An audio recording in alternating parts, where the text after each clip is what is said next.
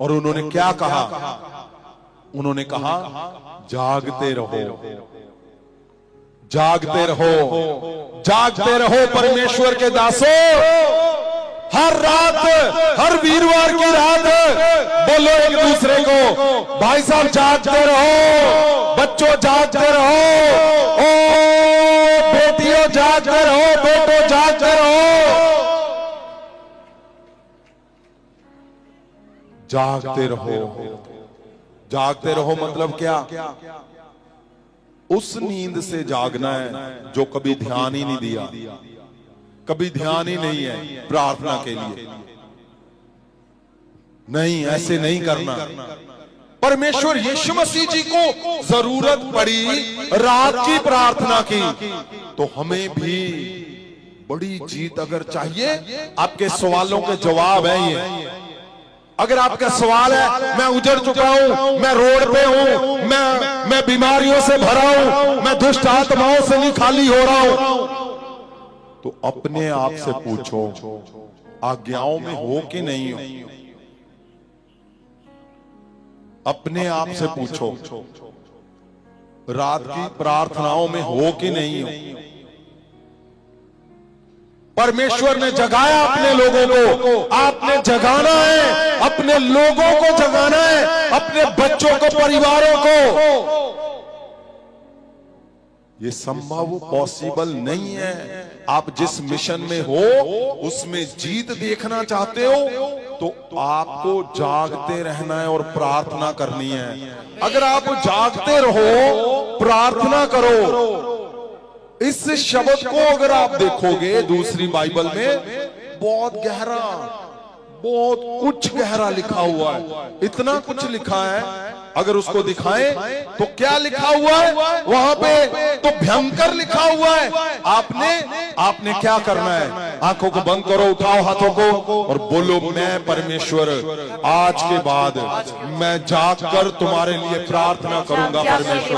परमेश्वर मैं जान चुका हूं कि आप दंडवत करते हुए उल्टा लेटकर आप गत्समनी बाग में प्रार्थना कर रहे थे।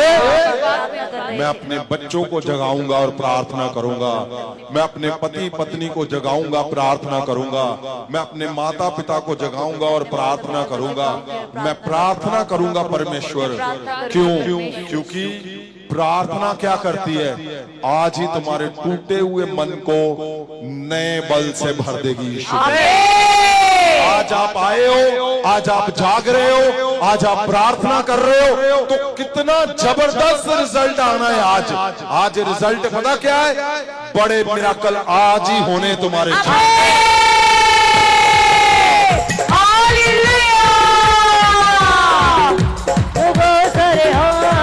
ओ सुनो, कितने लोग हैं जो गत्समनी शब्द को समझ चुके हैं।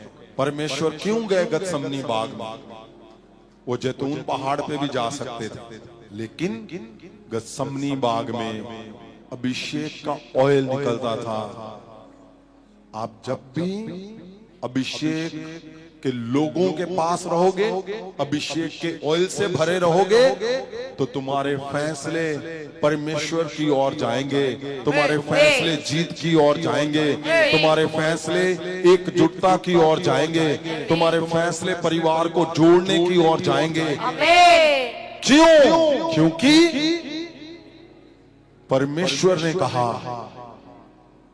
जागते रहो और प्रार्थना करो। उस बाइबल में तो लिखा हुआ है कि जो रात को जागकर प्रार्थना करते हैं, अगर आपका समय खराब चल रहा है, उदास है, टूटा हुआ है, आप अपने समय को सही दिशा में कर लोगे अपने आप।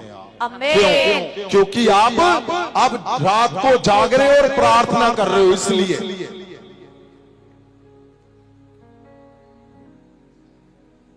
आंखों को बंद करो, उठाओ हाथों को और बोलो परमेश्वर को, परमेश्वर जी मैं अपने बच्चों को जगाऊंगा, अपने परिवार को जगाऊंगा, अपनी कलीसियाओं को जगाऊंगा। आपको अगर बड़े रिजल्ट चाहिए तो जगाओ अपने लोगों को। आपको बड़े फैसले अगर बदलने हैं तो जगाओ लोगों को। पहला परमेश्वर ने क्या अचंबा किया पता? गधी के ऊपर बैठकर आ गया। ये सबसे बड़ा अचंबा था। आप अगर समझ चुके हो तो आपको समझ आ चुका होगा, गधी के ऊपर आना और राजा बनना, गधी के ऊपर आना और जीतना। परमेश्वर जीत कर आए थे। तुम्हारी जीत यहां लिखा हुआ है, नबी ने लिखा है, जीत कंफर्म है। विरोधियों को हटा दिया जाएगा, तीरों को तोड़ दिया जाएगा, घोड़े जो तुम्हारे खिलाफ खड़े उनके पलटे लगवाने का परमेश्वर जीतने वाला राजा बड़ी ललकार से आ रहा है। वो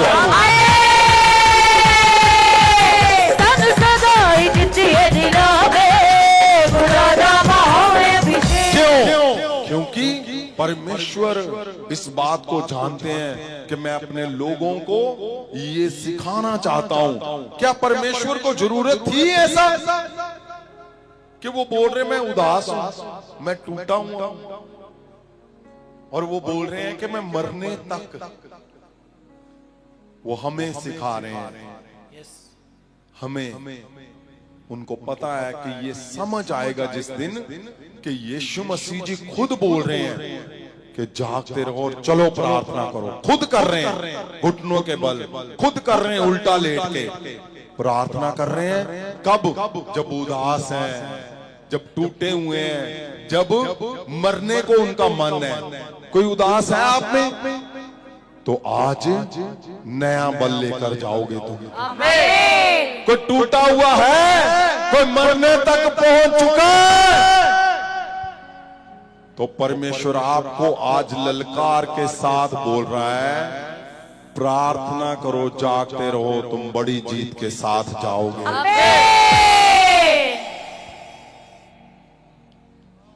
बड़ी जीत कौन सी? चमत्कारों की जीत। आज हर एक घर में यीशु के नाम से 2026 का सबसे बड़ा चमत्कार होगा।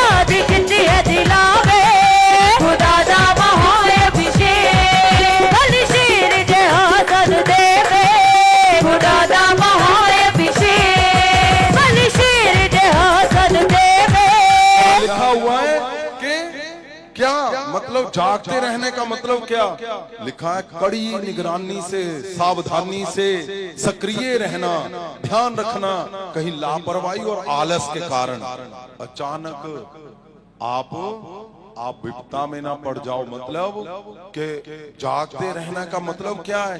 जगाना है अपने लोगों को, अपने उस नींद से